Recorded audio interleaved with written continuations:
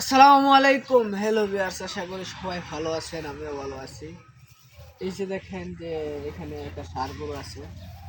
এই ষাঁড় গরু সমস্যাটা হলো কলিজা গরুর সমস্যা। এই যে দেখেন যে চামড়াগুলো উস্কো খুস্কো, আর এটা বিভিন্ন ধরনের সমস্যা আগে ছিল, মোটামুটি নিয়ন্ত্রণ হয়েছে, রঙও চেঞ্জ হয়েছে। কিন্তু এটার পরিপ্রেক্ষিতে আমরা এখন কলিজা কৃমি ইঞ্জেকশন করবো। কলিজা কৃমি ইঞ্জেকশন করার পরে তারপরে রোগ নিরাময় করবো। এটা যদি বিস্তারিত জানতে চান তাহলে ভিডিওর সাথে থাকবেন, পাশে থাকবেন। আর আমার একটা খামার রয়েছে। এই দেখেন যে দেখতে পাচ্ছেন যে এখানে একটা পুঁজি রয়েছে, এখানে একটা গরুর ছোট বাচ্চা রয়েছে।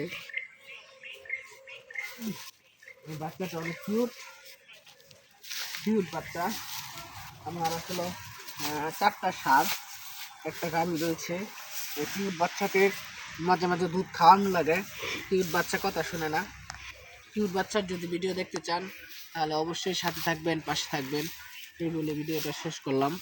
আসসালামু আলাইকুম।